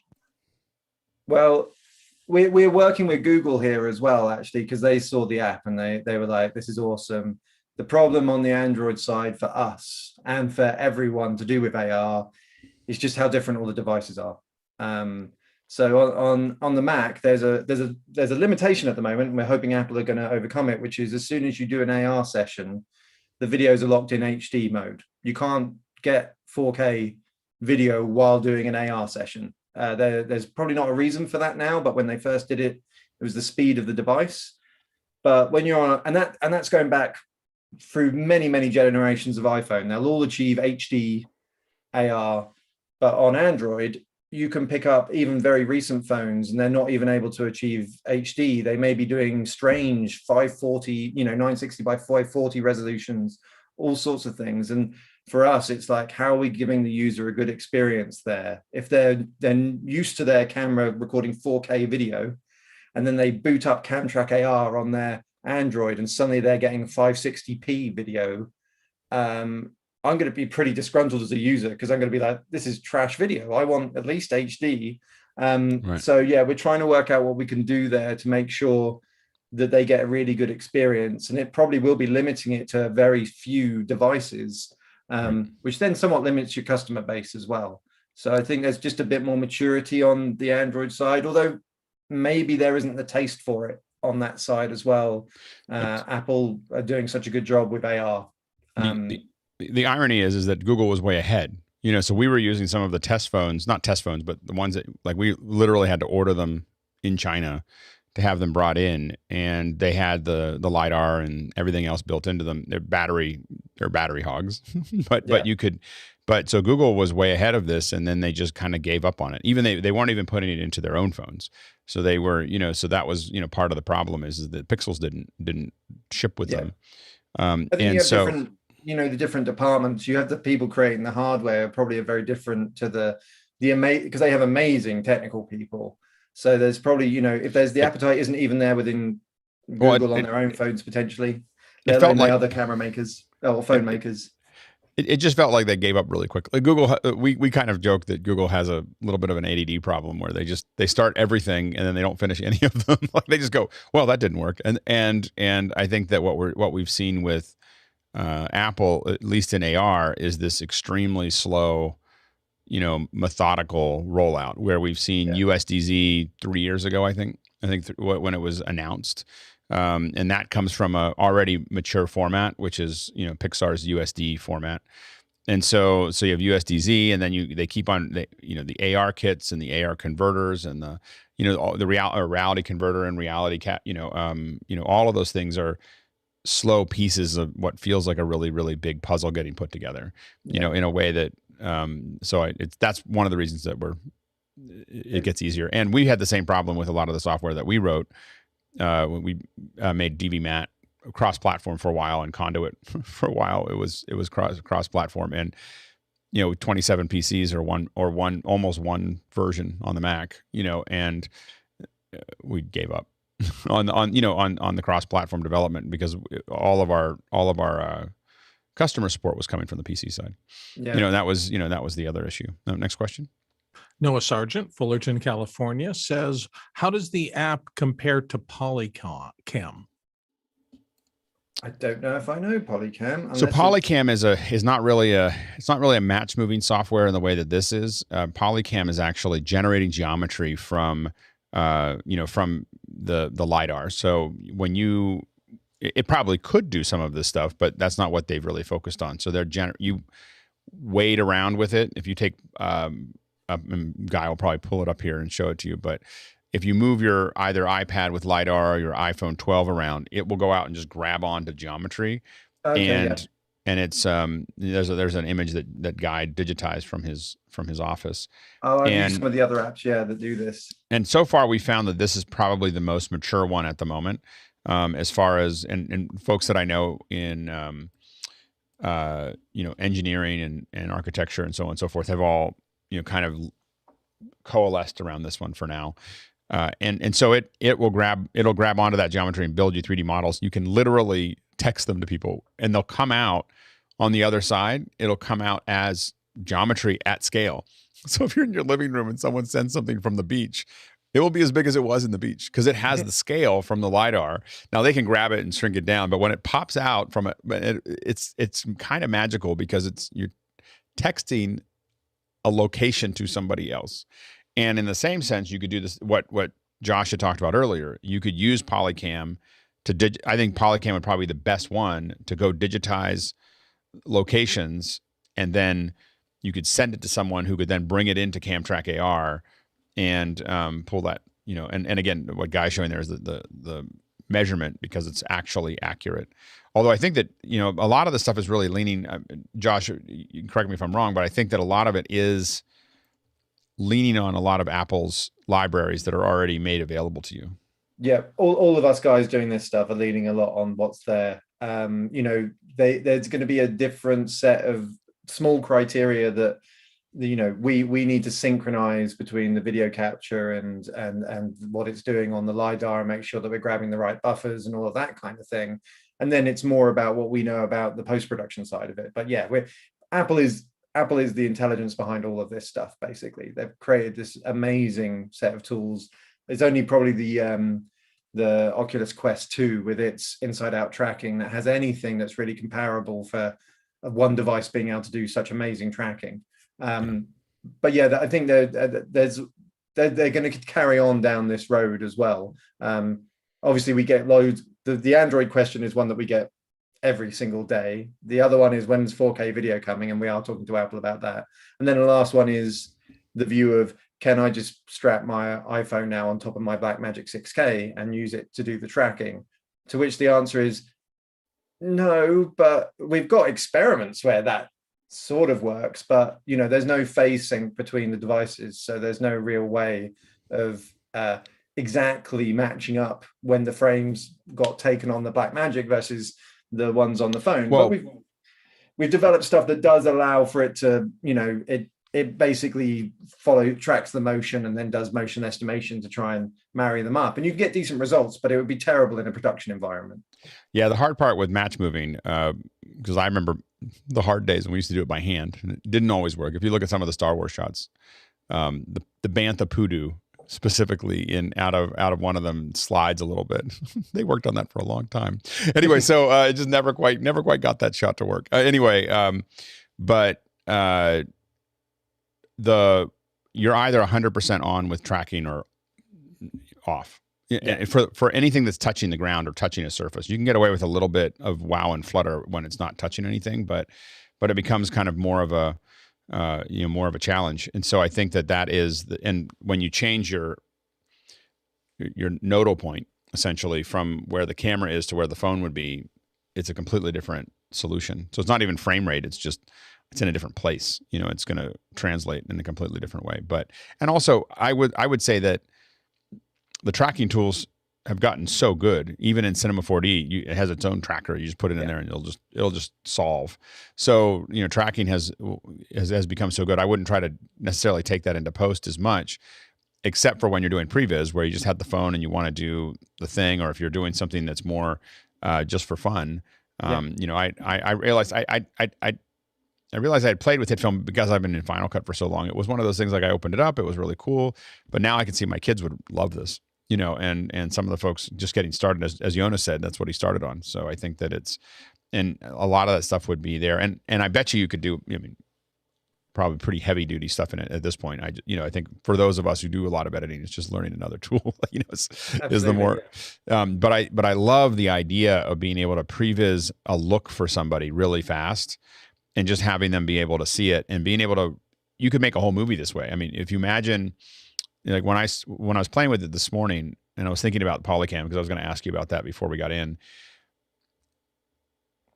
you could previs a whole movie all over the world. So Office Hours has, you know, right now we've got 230, 240 people from all over the world watching right now.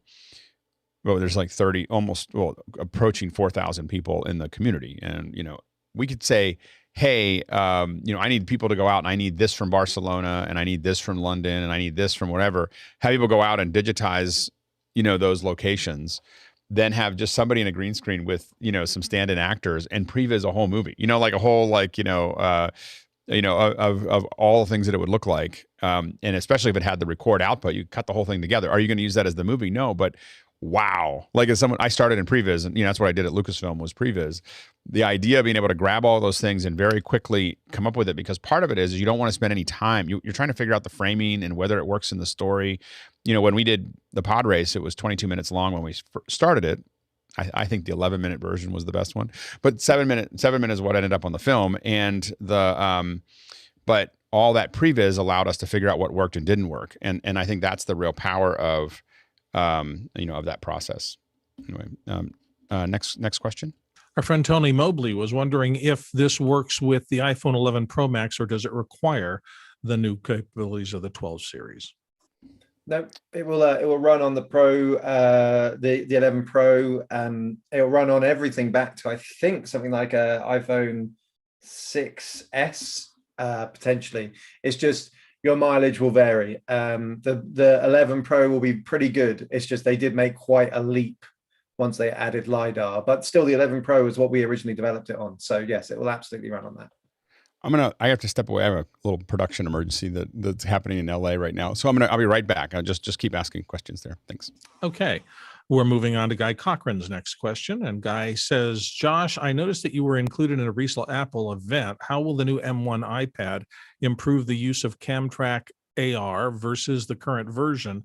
And what attracted Apple to showcase your app? Everybody wants to know that. Well, yeah, we were. That was, you know, a dream come true being in an Apple event. I've loved Macs since, well, I loved Apples before they were even Macs. I started out on an Apple II Euro Plus. So yeah, it was like a dream come true to actually be in the keynote, and my face actually appeared, which was shocking in itself. But yeah, the M1 iPads are a big step on from all the ones. We were developing them with the older ones, obviously, when we did this. So you can just push more pixels. You can just put really, really extravagant 3D models in the background. We were just exporting whole 3D scenes from Unreal and just chucking them in the background, and it was able to handle it. So that's why we hope they're going to allow us to push up to 4K rather than UHD very soon, because that machine's got power to spare. Why they picked us? Well, we begged. No, I don't.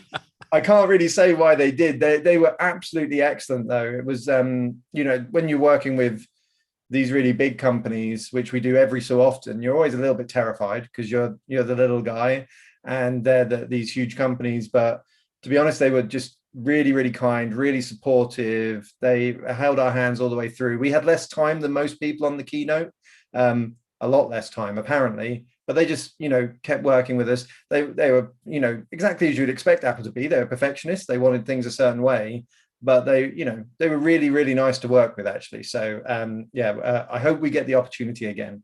I got to be curious, what was the impact that had on your incoming communications from everybody who saw that? Did you suddenly see an amazing uptick?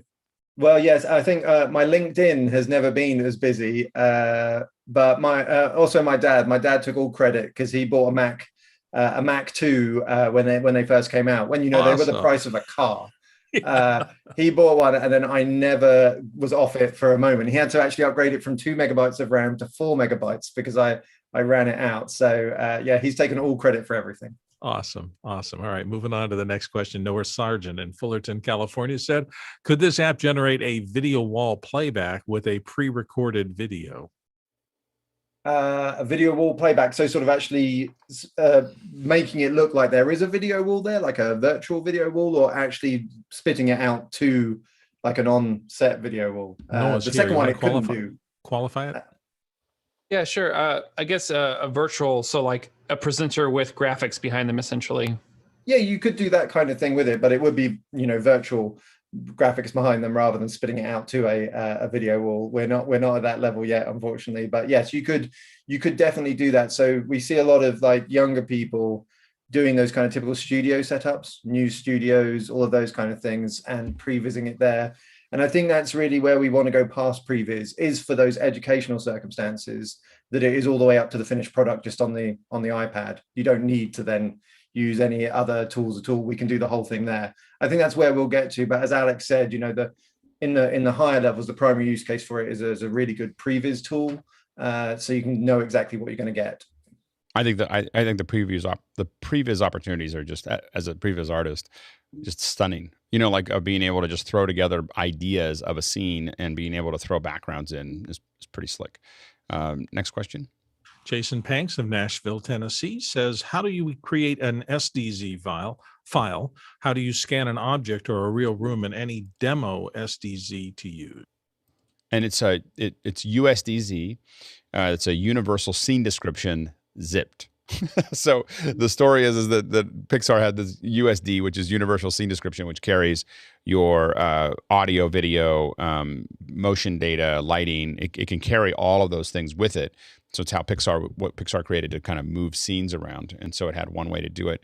And then someone at Apple said, why don't we zip that up into one package? And so anyway, so that's what USDZ is. And as we said before, while I guess your app could generate USDZ because it's grabbing that data. We're thinking about it, but there's so many good apps out there, like you've pointed out, that are already doing a fantastic job. Yeah, Polycam I would definitely test Polycam in that area, but it will create the USDZ directly. Also, you can use, Apple has a reality creator. Is that right? I think it is. You need reality converter. Composer. Yeah. Well, yeah, I'm sorry. You have reality converter will take the way I do USDZs is I always go to OBJ, and then I take it into reality converter and convert it to USDZ. Then I take that from reality converter, I take it into reality composer, and then I do whatever else I'm going to do to it, you know, if I need to. But you can go to USDZ. Now, things like Cinema 4D now, I think exports USDZ, and there's more people. It will become a standard. I mean, people are going to be exporting USDZ out of everything, but it's still a little limited in that area. But I do think that it's going to be, I can just imagine for kids, especially, you know, if someone built a whole bunch of Star Wars scenes, you know, in USDZ, just built a bunch of scenes for kids to throw in there, or for anybody. It's May the 4th tomorrow. So anybody, you know, you could have anybody, you know, anybody, it's not just kids, anybody who wants to make a little Star Wars thing quickly would be a lot of fun. And if Disney do want to buy us so that they can release this with a bunch of assets, that's absolutely fine. You're okay with that. Exactly. All right. Next question. Jettel Gersvold back from Tromsø, Norway. And he says, what's your go-to iOS app for photo scanning / generating a 3D model of people particularly? Ooh. Would that be Polycam as well? Because I mean, I've used just one that... The one that we've used for heads, the ones we use for 3D heads is Bellis 3D.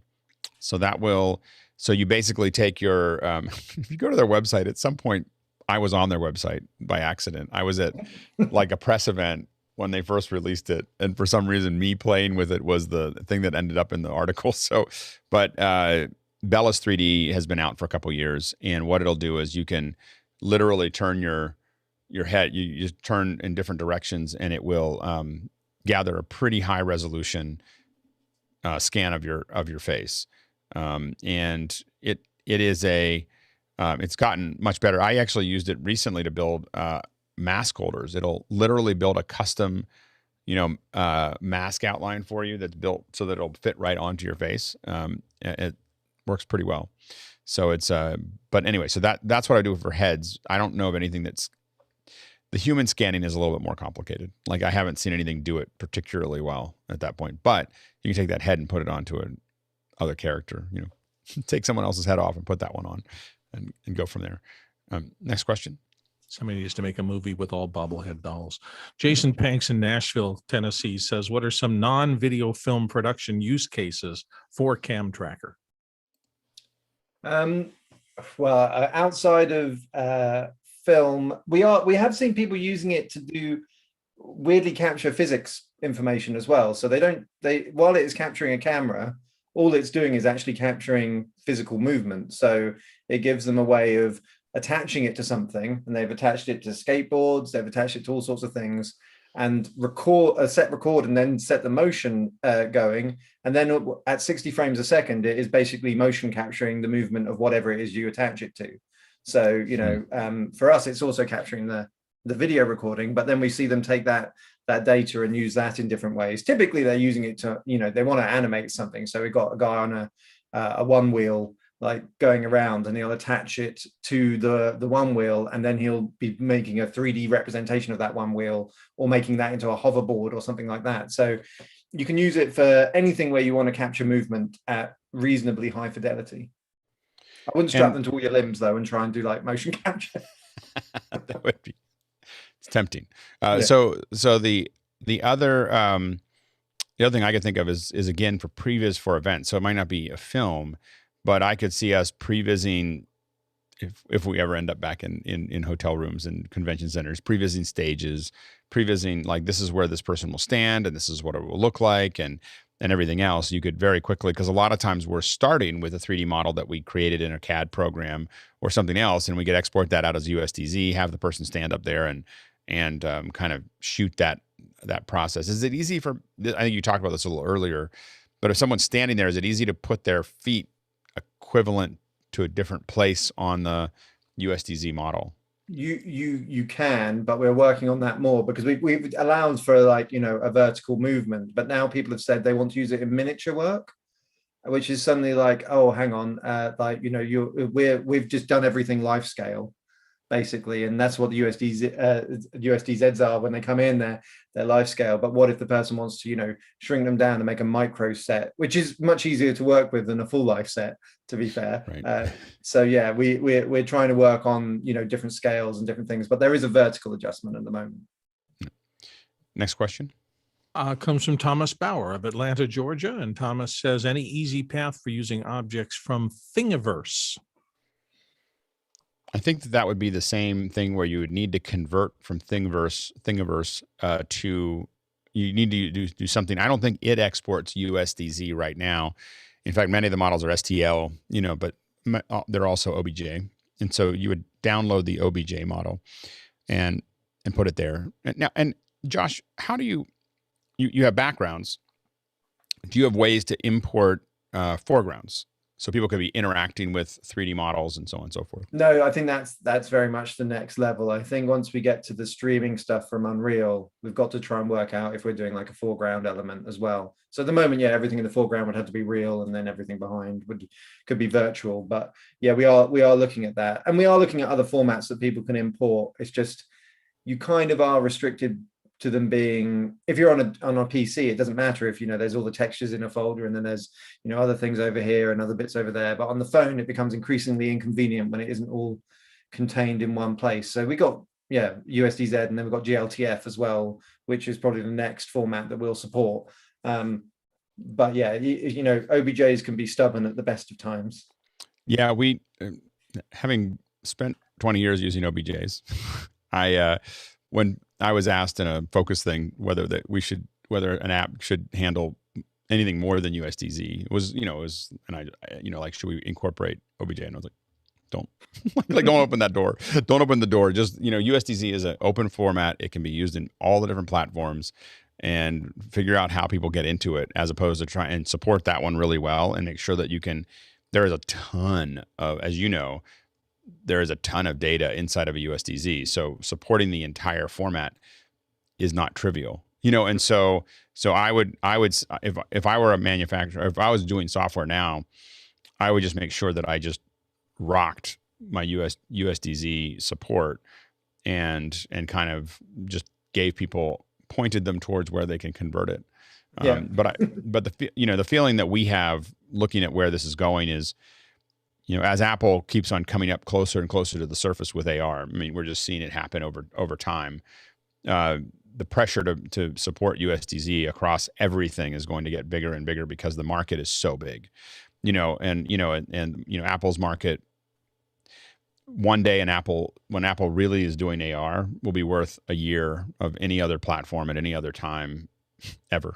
So it's, the USDZ is most likely going to win the format war, just because it's about to become a consumer 3D format, which we've never had. Next question. Jason Panks of Nashville, Tennessee is up next. With Sony's CES showed live camera tracking with an LED video wall that also tracked the camera's perspective. Can CamTrackAR do similar? No, that you're talking very cool stuff, but very different budget. You could technically stream the feed from CamTrackAR to to a PC that could then actually be running the video wall and then streaming it back. But then you've got latency issues, and then you've got the quality of the camera. If you're going to be doing a production at that level, you're going to be wanting to have a camera with interchangeable lenses and all of that kind of thing. So we're not quite there. I think as LED panels or dynamic backgrounds like that become more more commonplace and maybe cheaper, then there might be some applications for this kind of thing, but it won't be at the level that people are using it at the moment. Next question. Panelist Roscoe Jones often here. Are you willing to discuss pricing strategies? You seem priced to build market share, but the features you provide would seem to provide for a premium pricing model as well. What are your thoughts about that?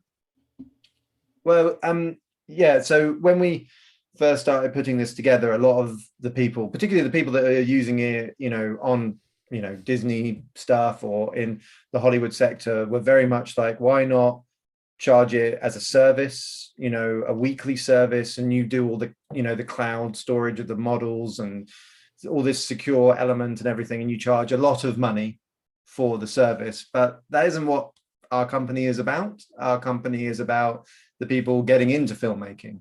So the people that are, the grassroots of filmmaking and YouTube.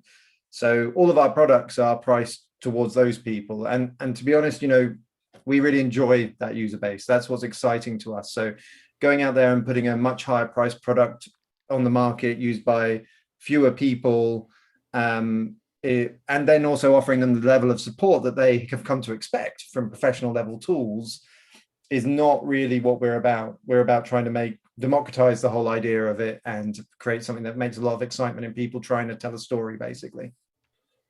That's great. Next question.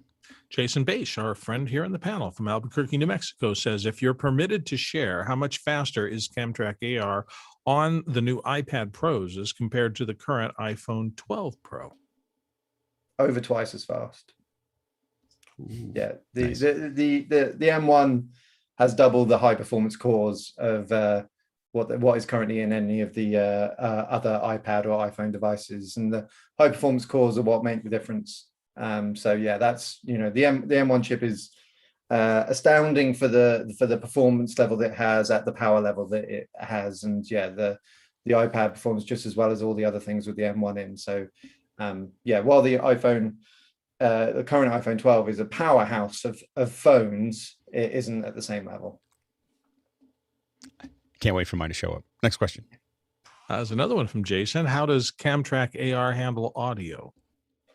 It handles audio and video in a reasonably standard iPhone way. That is to say that there are people that do it better than us. So if you've got Filmic Pro, those guys are doing a really amazing job with utilizing the cameras and everything on the phone. But at the moment, we are limited by what you can do in an AR session, which means our video quality is limited.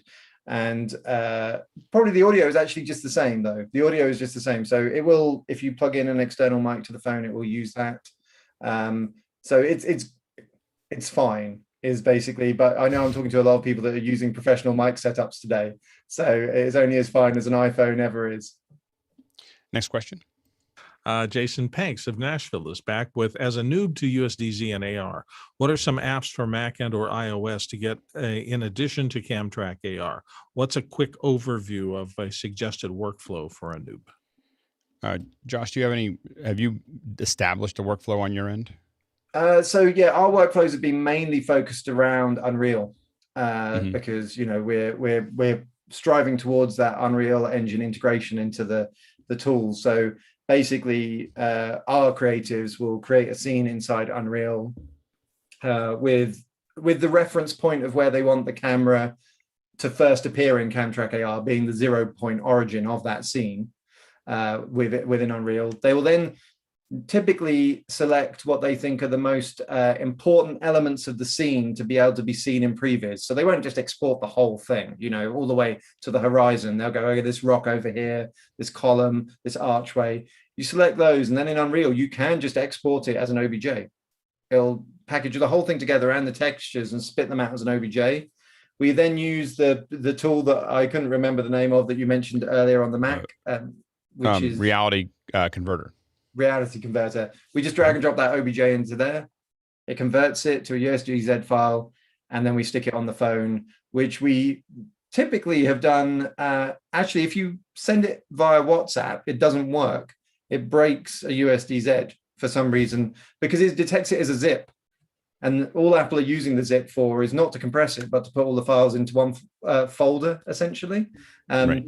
So if you text it to someone, then it does work.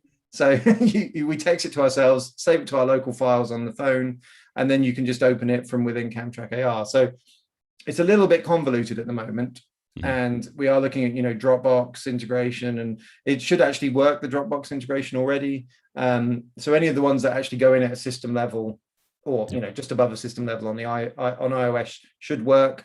But we've also exported from Blender, again, through the same utility on the Mac, and Cinema 4D as well, where we still just went through the same utility on the Mac because it's Mac's utility for making tools to making 3D models to work in AR. So it typically just works. Yep. Good, Guy. Yeah, can you put a USDZ object? Because to answer one of the questions, if you go to developer.apple.com, they have all these, you know, 3D models that you can play with, and you can just drop them. Like if I grab this robot, I can put them. You know, you can download that and text it to yourself. Oh, really? Little robot, yeah. So if I wanted to bring this now into CamTrackAR, whoa, his feet's. Where's your feet, dude? Foggy on your desktop, that's all. I don't know what happened to his feet, but how would I bring this in to CamTrackAR AR? So you should be able to save that file where you downloaded it. You should be able to save it to your files. If not, then you would have to do it on the desktop and then just put it into your files. So if you do that and go share at the bottom, you should be able to share it to your. If you were actually on the iPhone, you should be able to click share and then put it in your files. Okay. And then you'll be able to just open that up in CamTrackAR. So, whoops, is it crashing? No. Also, so I put here. Oh, go ahead. From here, you go. Do you have to define the plane? Yeah, you have to define the ground plane first, which you can do by. Okay, so there's the ground, and then I hit. Bottom left is the ground plane. This one. Yeah, so now you've got this little down arrow in a box and you can select USDZ there at the top. And then if it had downloaded it, you had a chair in there. Yeah, I grabbed that chair. And so I say, now the chair's there. How do I place it? I can't see the preview of the chair. Where is the chair? I don't see the preview of the chair either. So I see it there. chair. There it is. And then did you tap on that chair? So here's the chair. I grabbed it. Is this little plus below the red box on the right corner? Your CamTrackAR doesn't appear to be updating for me. It's just gone still. Yeah. Looks like you have two objects. Oh, maybe that's a tiny, tiny, tiny, tiny chair or an absolutely massive chair. Well, it should be to scale. A lot of these have been to scale. But it seemingly isn't. Oh no, actually, you can't see it because you haven't got green screen.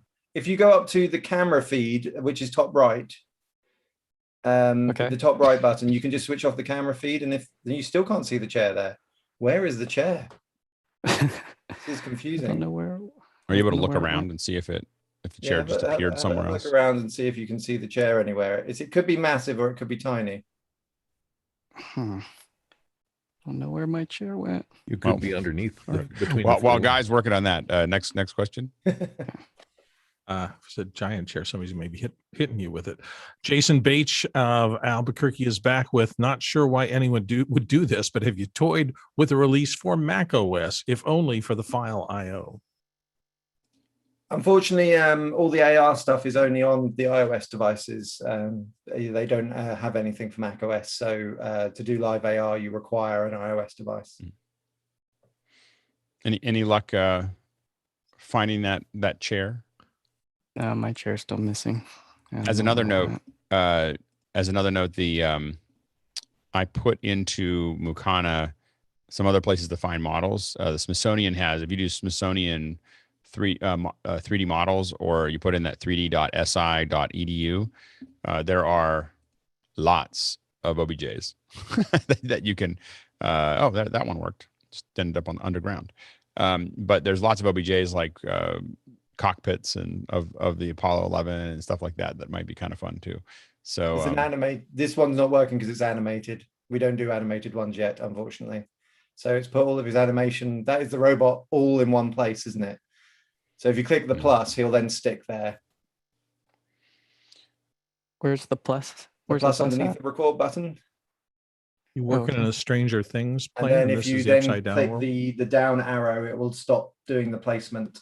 So yeah, now if you move the camera around, he'll be stuck in place. But that's actually the robot, which is animated. And because it's not doing the animation, that is how the robot comes in. That gets back to my point of I would spend most of my time making animation USDZ is great next on the 3D side. I wouldn't bother with the other formats until USDZ was fully. Yeah, someone wants to do a full ocean at the moment is what they're asking for. So yeah, they need the animation. So they've put the C in, but they can't do the can't get it to. Yeah. That's the problem with us effects artists is we'll just keep on. Yeah, can we have it? When are you going to put the hair plug-in in?